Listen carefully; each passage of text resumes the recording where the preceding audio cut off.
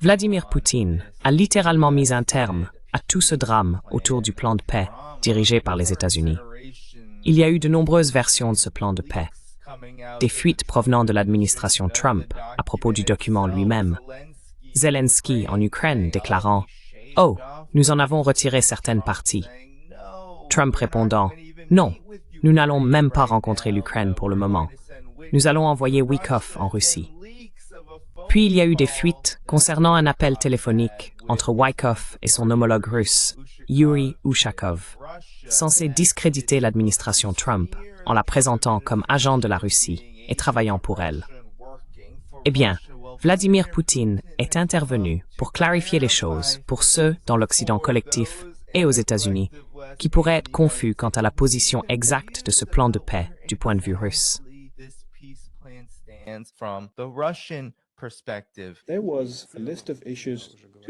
Il y avait une liste de questions à discuter, à délibérer et à résoudre. Comme je l'ai déjà dit, avant ma visite en Alaska, nous en avons parlé avec l'équipe de négociation des États-Unis. Par la suite, une liste de points possibles pour un accord a été rédigée et transmise par certains canaux. Ensuite, des discussions ont eu lieu à Genève entre les États-Unis et la délégation ukrainienne. D'après ce que je comprends, ils ont décidé entre eux que les 48 points devaient être répartis en 4 groupes et nous avons reçu les résultats de ces discussions.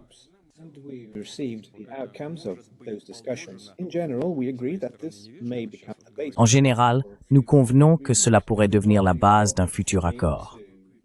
Il ne serait pas approprié pour moi de faire des déclarations définitives pour le moment, car aucun document n'a encore été finalisé.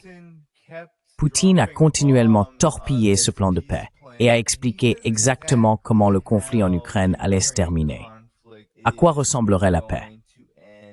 Lors de cette conférence de presse, il a déclaré qu'il recevait encore des propositions concernant les hostilités.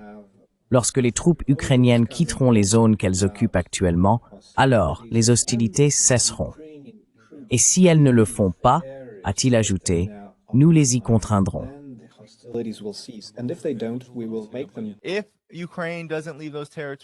Si l'Ukraine ne quitte pas ces territoires, nous la contraindrons à le faire. Il n'y aura pas de négociation. Il n'y aura pas de « nous allons retirer quelques-uns de ces points que l'administration Trump avait griffonnés pour l'Ukraine sur une serviette en disant « Prends ça, Ukraine ». Non. Si ces territoires qui ont été fédéralisés, qui ont essentiellement voté pour rejoindre la Russie, comme Zaporizhia, par exemple, sont encore occupés, la Russie va les libérer, les démilitariser, les dénazifier. Les objectifs n'ont pas changé et la Russie n'a rien concédé de ce plan.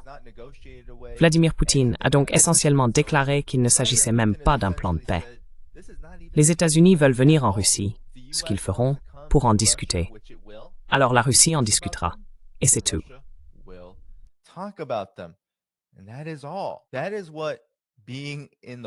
Voilà à quoi ressemble une position de force. Le secrétaire de l'armée américaine a averti que l'Ukraine était sur le point d'être vaincue, faisant face à une défaite imminente, tout en promouvant ce plan de paix. Lors d'une réunion avec des responsables ukrainiens, le secrétaire de l'armée américaine, Dan Driscoll, a livré une évaluation sombre selon laquelle les troupes ukrainiennes se trouvent dans une situation critique sur le champ de bataille et subiraient des pertes, une défaite imminente face aux forces russes, selon 2 sources informées de la situation qui se sont confiées à NBC News. Les Russes intensifiaient l'ampleur et le rythme de leurs attaques aériennes et avaient la capacité de combattre indéfiniment, a déclaré Driscoll. La situation de l'Ukraine ne ferait qu'empirer avec le temps, et il valait mieux négocier un accord de paix dès maintenant, plutôt que de se retrouver dans une position plus faible à l'avenir.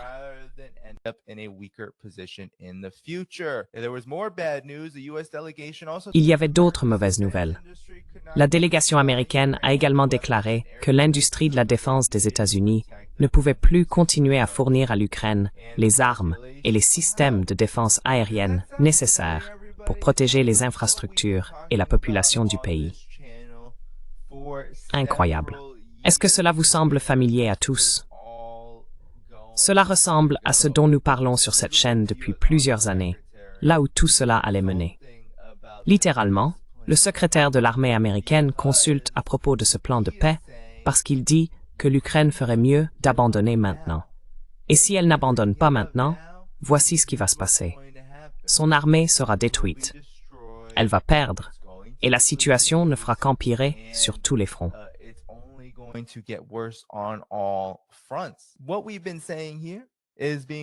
Ce que nous disons ici est littéralement confirmé par les hauts gradés de l'armée américaine à Washington, ce qui explique pourquoi l'administration Trump a soudainement publié ce plan de paix en déclarant « Nous travaillons de nouveau pour la paix ». Et il n'y a aucun mystère sur les raisons de cet événement, car Driscoll a affirmé que la situation sur le champ de bataille est dans un chaos total pour l'Ukraine. Que s'est-il passé récemment? Pokrovsk est tombé aux mains de la Russie, et maintenant, l'Ukraine se trouve dans une situation de catastrophe totale, où son centre logistique le plus important est complètement encerclé et coupé. Que se passe-t-il d'autre? Ce scandale de corruption effroyable qui vide littéralement le gouvernement ukrainien du peu de légitimité qu'il lui restait, non seulement auprès de son propre peuple, mais aussi aux yeux du monde.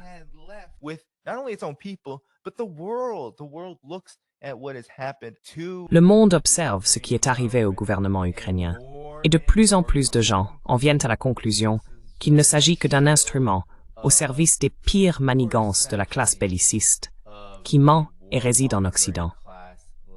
D'importantes fuites d'une transcription d'un appel de C. Witkoff ont eu lieu, montrant, selon le New York Times, une soi-disant déférence envers la Russie. La conversation de l'envoyé de la Maison-Blanche suggère que le président Trump est déterminé à conclure un accord pour mettre fin à la guerre en Ukraine, même si c'est principalement aux conditions de la Russie.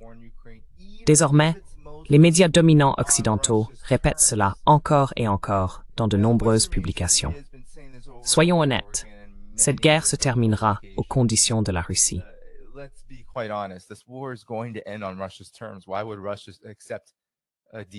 Pourquoi la Russie accepterait-elle un accord qui ne serait pas à ses conditions, alors que Driscoll lui-même affirme que la Russie est en train de gagner?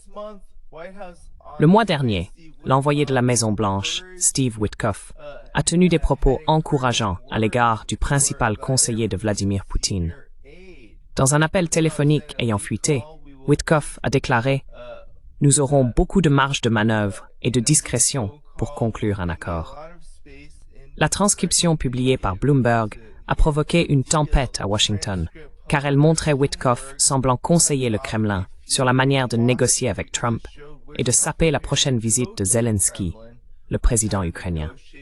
Elle a également révélé autre chose, la détermination obstinée de Trump à conclure une forme d'accord avec la Russie pour mettre fin à la guerre en Ukraine, même si c'est en grande partie aux conditions de la Russie.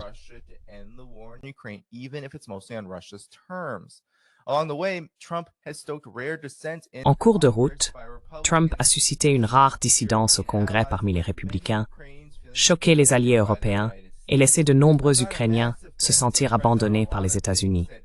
Je ne suis pas une grande admiratrice du président sur beaucoup de sujets, a déclaré Emma Ashford, qui est, bien sûr, chercheuse dans un groupe de réflexion. Je pense que c'est à son crédit qu'il continue d'essayer d'obtenir un accord de paix. Dès le mois d'avril, Trump commençait à se désengager, cherchant à mettre fin à la guerre en Ukraine. Et pourtant, malgré sa frustration à l'égard de Poutine et de Zelensky, il revenait sans cesse à l'idée de parvenir à un accord de paix pour l'Ukraine, poussé par un mélange de motivations. Voilà donc ce qui se passe. D'importantes fuites apparaissent, et nous devons nous demander, eh bien, qui fait ces fuites? C'est ridicule. Et The Guardian a posé cette question. The Guardian a publié un rapport à ce sujet. Qui a divulgué l'appel de Witkoff conseillant le Kremlin sur la manière de rallier Trump à leur cause? Bloomberg a publié cette transcription extraordinaire de discussions secrètes, mais leur provenance reste incertaine. Le scoop de Bloomberg, montrant comment l'assistant de Trump, Steve Witkoff, a conseillé le Kremlin sur la meilleure façon de se mettre Trump dans la poche. est remarquable parce qu'il révèle des loyautés douteuses de Witkoff et de l'influence potentielle du Kremlin sur les efforts de négociation des États-Unis. L'article couvre 2 appels interceptés, l'un entre Witkoff et Yuri Ushakov, un proche collaborateur de Vladimir Poutine, et l'autre entre Ushakov et Dmitriev, qui a été profondément impliqué dans les négociations avec la Maison-Blanche de Trump.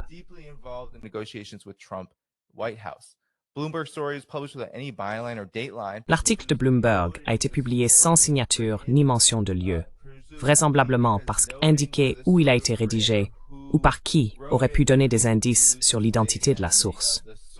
Bloomberg précise seulement avoir examiné la transcription audio de 2 appels téléphoniques, sans aucune indication sur la provenance. Pour cette raison, cela paraît très suspect. Cela crie au renseignement. Ushakov, qui participait aux 2 appels, a semblé confirmer l'authenticité des enregistrements, tout en affirmant qu'il prétendait qu'une partie était fausse. Il n'a pas voulu commenter le reste, car il s'agissait de conversations confidentielles, et bien sûr, la fuite de tels appels est absolument inacceptable.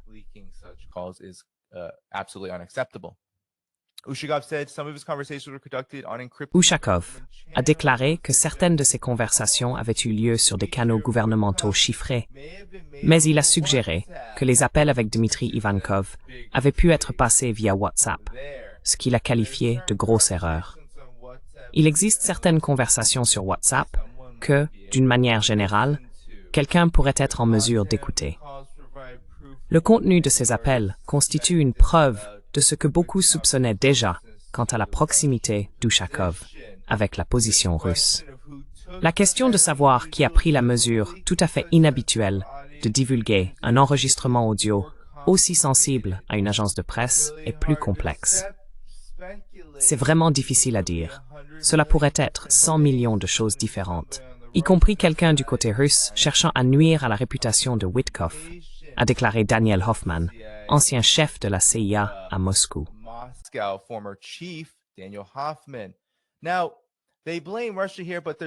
Maintenant, ils accusent la Russie ici. Mais il y a aussi un autre grand motif. Ils disent que cela pourrait venir de quelqu'un au sein du système américain, quelqu'un des services de renseignement des États-Unis qui avait accès aux appels et aurait pu facilement les intercepter. Il y a aussi l'idée que cela pourrait venir d'Europe, n'est-ce pas? Parce que les services de renseignement européens et d'autres responsables ont suggéré qu'un service européen, horrifié par le coup pour la position russe, était très probablement à l'origine de la fuite. Cela pourrait donc venir du côté américain ou du côté européen. Beaucoup le pensent, en raison de l'hostilité absolue de l'Europe à toute discussion avec la Russie, selon des conditions que la Russie accepterait.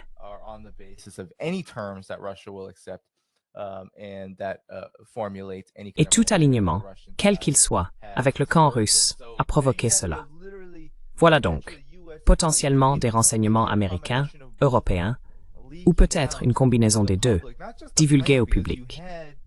Pas seulement le plan, car il est probable que les collaborateurs de Keith Kellogg aient transmis les 28 points initiaux à Axios. Ensuite, il y a l'appel que Witkoff a passé avec d'éminents responsables russes, ce qui montre un certain encadrement alors qu'il s'agit de diplomatie. Ils essayent d'obtenir un résultat.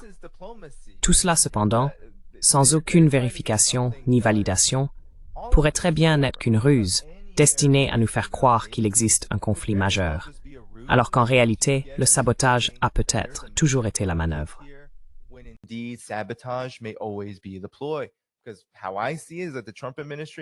Parce que, selon moi, l'administration Trump, étant donné qu'elle continue d'insister sur des points que la Russie n'acceptera jamais, s'intéresse davantage à l'apparence d'un dialogue avec la Russie qu'à la conclusion réelle d'un accord. Et peut-être aussi qu'elle cherche surtout à se débarrasser du fardeau qu'elle porte, dans le sens où, si cette guerre se poursuit et si le conflit se termine, ce qui arrivera inévitablement par une victoire russe, alors Trump sera perçu comme l'échec. Trump en ce moment, je pense, essaie de dire « Ce n'est pas moi l'échec ici. J'ai tout essayé. Et regardez ce qui s'est passé en Europe. » Les services de renseignement, ils lui rendent tous un immense service en torpillant cet accord. de manière à ce que les choses paraissent exactement ainsi.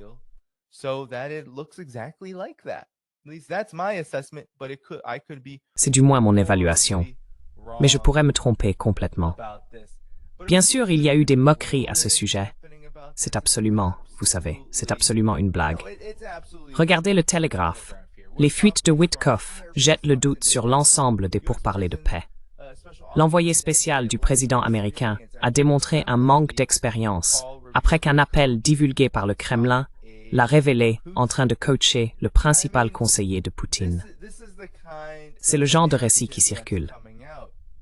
Le problème pour eux, ce qui les rend très suspects, honnêtement, très suspects, c'est qu'il y a de véritables responsables anonymes, probablement du MI6, probablement d'autres agences de renseignement européennes. Vous savez que la CIA est impliquée parce que la CIA est au courant de tout ce qui se passe en Ukraine.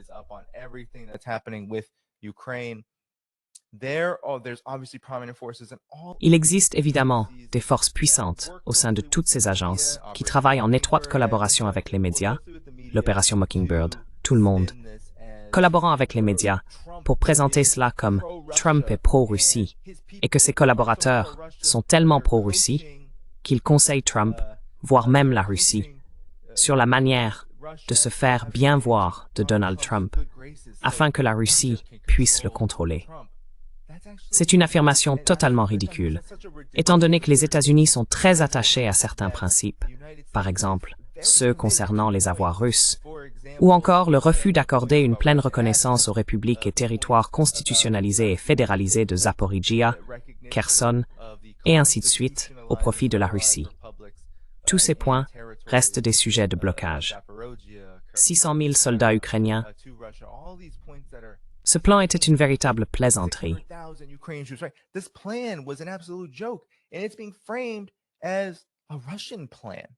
Et cela est présenté comme un plan russe. C'est le summum, le point culminant, de ce que cela signifie pour la classe belliciste, l'establishment politique, dont l'administration Trump fait partie, d'avoir créé un environnement de chaos qui permet toutes sortes de manœuvres pour retarder, déformer et empêcher absolument toute forme de règlement réaliste de ce conflit. Mais le problème, encore une fois, avec tout cela, il y a un problème majeur auquel l'administration Trump se heurte. Et pour être tout à fait honnête, ce n'est pas seulement qu'il y a d'importantes fuites, que l'administration Trump ne peut même pas mener de telles discussions sans subir un sabotage majeur venant de sa propre fichue administration. Non, c'est pire que cela. C'est le fait que... De quoi débat-on? Qu'est-ce qui est visé comme étant pro-russe?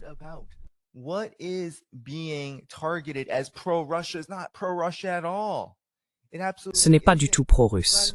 Absolument pas. Vladimir Poutine l'a dit lui-même. Nous parlerons de ces points, mais il n'y a eu aucun accord sur quoi que ce soit. Et, notez-le bien, il y aura très peu d'accords sur les points majeurs qui rendraient l'accord lui-même inacceptable dès le départ.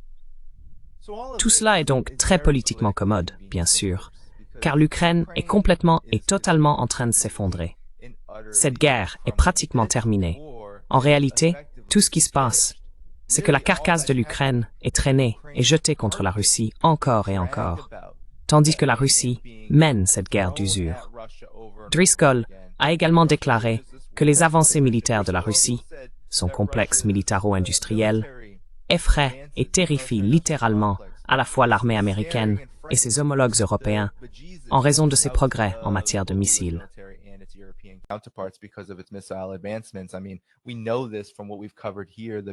Nous le savons d'après ce que nous avons abordé ici. Le Burevestnik, le Zircon, le Kinzhal, tous ces missiles à vitesse hypersonique, certains dotés de capacités nucléaires, d'autres avec une charge utile tout aussi dévastatrice qu'une bombe nucléaire, mais sans la composante de catastrophe nucléaire. Je veux dire, ces missiles deviennent plus rapides, plus puissants et plus destructeurs que tout ce que possède l'arsenal américain, qui est dépassé, vieillissant et ne suit pas le rythme en raison de son caractère axé sur le profit. Cela les effraie aussi. C'est la montée en puissance et la proéminence de la Russie qui provoque toute cette panique. L'Europe ne peut pas le supporter, car ce qu'elle a essentiellement fait, c'est miser tout son capital politique et économique sur la tentative de punir et d'affaiblir la Russie.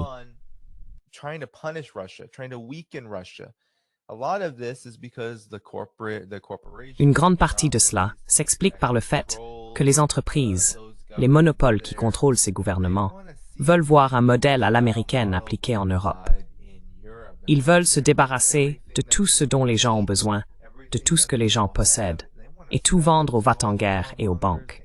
La Russie fournit une excuse très pratique pour faire tout cela. Aux États-Unis, on observe un phénomène similaire. Il se trouve simplement que l'administration de Donald Trump a été élue en grande partie parce qu'une bonne partie de la population en avait assez de cette situation. L'administration Trump a déclaré qu'elle allait soi-disant y mettre fin. Mais il n'a jamais été question d'y mettre fin pour de bon.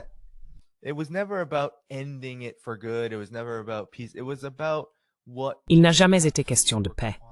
Il s'agissait de ce qui était absolument nécessaire. Une pause, un gel, pour arrêter le conflit là où il en est, afin que les États-Unis puissent se regrouper et faire de même avec l'Ukraine. Et bon sang, peut-être la Moldavie, peut-être un peu de Transnistrie, peut-être même Kaliningrad. Vous savez, il y avait ce général américain travaillant pour l'OTAN qui a dit « Eh bien, nous pouvons rayer Kaliningrad de la carte ». Donahue, c'était son nom. Les États-Unis ont tous ces plans pour contenir la Russie, qui doivent être recalibrés.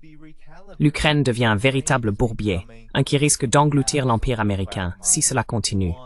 Cela continuera de miner sa légitimité, et les sanctions économiques continueront de se retourner contre ses partenaires occidentaux.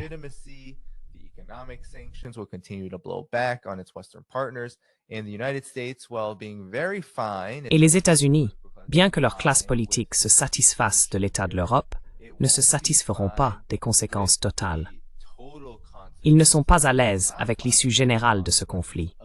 La Russie, qui se renforce, et le monde occidental, le soi-disant Occident collectif, censé être le bélier de l'Empire américain, qui s'affaiblit. Ce n'est pas ce qu'ils veulent. Même toute cette attitude de l'administration Trump, de Pete Hegseth à Trump lui-même, consistant à rudoyer l'Europe, ce n'est pas parce que les États-Unis veulent que l'Europe soit, entre guillemets, faible. Ils veulent que l'Europe soit suffisamment forte pour exécuter leur volonté. En ce moment, l'Europe n'est pas assez forte pour faire quoi que ce soit de tout cela.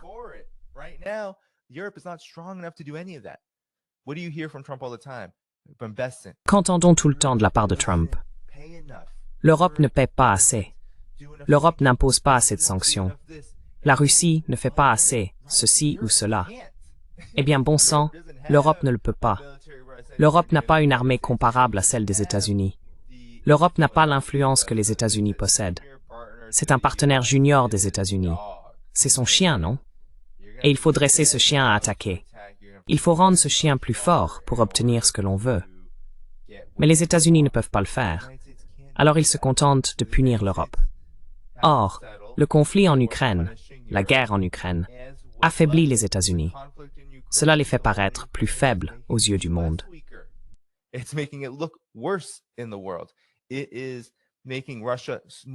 Cela renforce la puissance militaire de la Russie, ce qui signifie que le complexe militaro-industriel américain, stagnant, entièrement dépendant d'actionnaires et de dirigeants qui s'enrichissent au maximum tout en produisant le moins possible au coût le plus bas, fait face à quoi?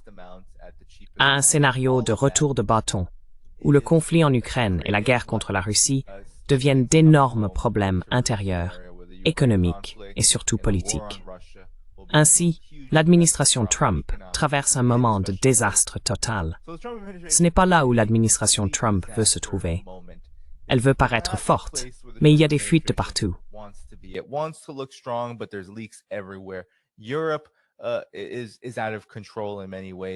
L'Europe est hors de contrôle à bien des égards, dans le sens où elle s'aligne sur tout ce que veulent les États-Unis, mais joue ensuite ce rôle d'allié conflictuel avec eux, en allant beaucoup trop loin, au point que même The Guardian affirme, selon ses sources, que les services de renseignement européens seraient à l'origine de ces fuites, cherchant à torpiller ce qui est déjà un plan absolument nul. Littéralement, un plan nul. On pourrait s'en servir pour s'essuyer. C'est dire à quel point ce plan est mauvais. Mais il se trouve que ce plan est légèrement meilleur que tout ce que les États-Unis ont jamais proposé. Voilà le jeu. Tout le monde. Voilà le jeu.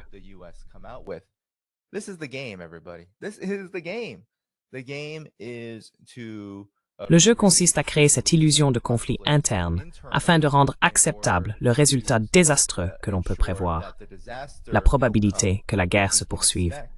Et les conséquences de cela peuvent ensuite être imputées au bouc émissaire approprié. L'Europe, l'Ukraine, Zelensky, n'est-ce pas? On le voit partout avec les États-Unis. Oh, c'est la faute de Zelensky. Souvenez-vous de toute cette scène à la Maison-Blanche. Zelensky venant supplier pour ses armes, ses patriots, son argent, et Trump disant « Non, vilain garçon », en le malmenant comme un dresseur de chien brutal, n'est-ce pas? Et maintenant, on le voit à nouveau. L'administration Trump dit « Oui, l'Europe n'en voulait pas ».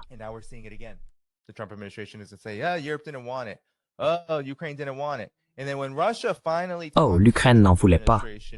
Et puis, quand la Russie finit par parler à l'administration Trump et dit « Ces points, nous ne pourrons pas les accepter », l'administration Trump répond « Eh bien, l'Europe et l'Ukraine n'accepteront pas ce que vous voulez ». Alors Trump fait ce qu'il fait toujours. Il prend le téléphone, donne une conférence de presse dans l'avion qui le ramène aux États-Unis et dit « Je suis tellement déçu par Poutine. Nous allons imposer des sanctions. » Et ce cycle se répète encore et encore, jusqu'à ce que l'administration Trump en arrive à un point où elle puisse prendre du recul et dire « Oui, nous pouvons nous laver les mains de tout ça. » Mais en réalité, ils ne pourront jamais le faire.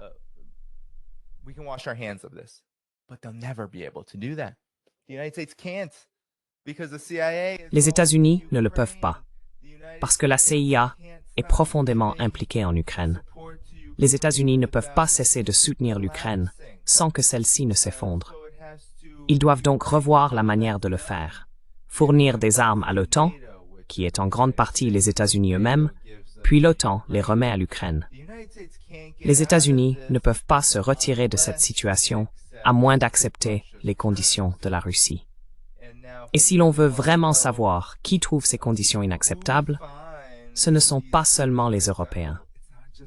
La Russie a joué le jeu de ce récit pour faire avancer les négociations, probablement en vue d'une normalisation, et pour d'autres raisons, ce que je comprends parfaitement. Mais la réalité, du point de vue américain, si nous avons un point de vue américain indépendant, c'est que ce sont les élites américaines.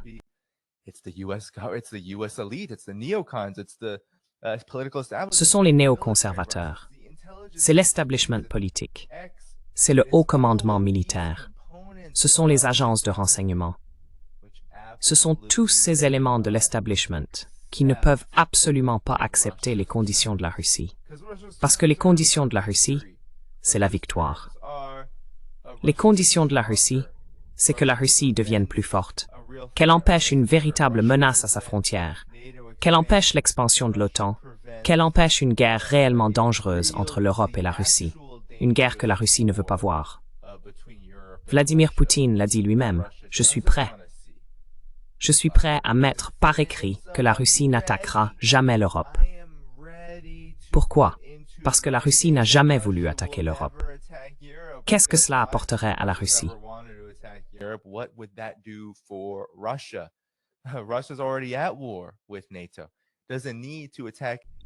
La Russie est déjà en guerre avec l'OTAN.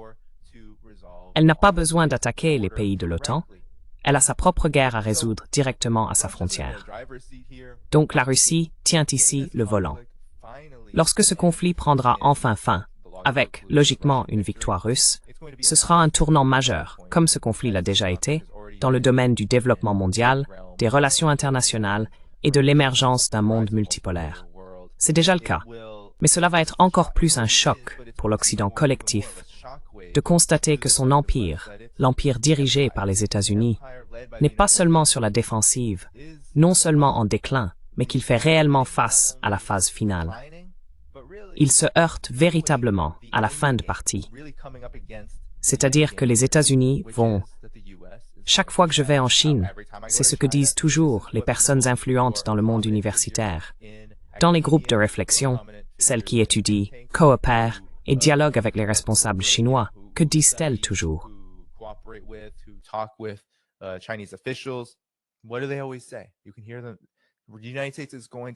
Vous pouvez les entendre. Les États-Unis vont devoir devenir un pays normal. Ils vont devoir être simplement un autre pays. Mais leur système ne leur permet pas de le faire. Leur système dit qu'ils ne peuvent pas être un pays normal. Ils doivent être exceptionnels. Ils doivent être les premiers. Ils doivent chercher, détruire, dominer. Ils doivent diriger complètement le monde entier, financièrement, militairement, politiquement, économiquement, afin d'enrichir les monopoles, les banques, les cartels, et bien sûr, tous ceux qui trouvent des carrières confortables en exécutant leurs ordres. Voilà pourquoi ils ne peuvent pas accepter les conditions de la Russie, car s'ils le faisaient, bon sang, c'est une sacrée part de marché qu'ils abandonneraient, non?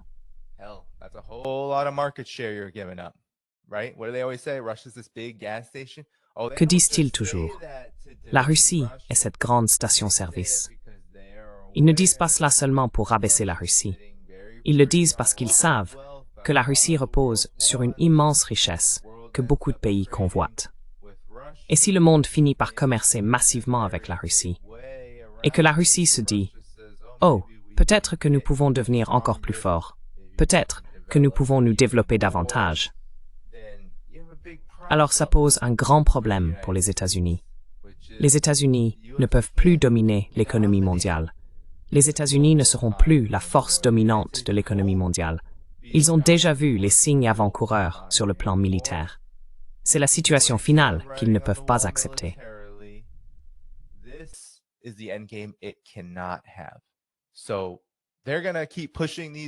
Alors, ils vont continuer à promouvoir ces plans de paix absurdes, puis ils vont vous dire qu'il y a un grand chaos et une crise autour de tout cela, comme si cela allait changer quoi que ce soit. Et voilà le cauchemar de l'administration Trump, exposé à tous. C'est un cauchemar d'incompétence et d'inefficacité. Mais en réalité, ce que c'est le cauchemar de la fin de l'Empire américain tel que nous le connaissons. Et voici les sirènes qui vous signalent que c'est une grande urgence pour eux, une énorme urgence. Les élites ne peuvent pas supporter cela.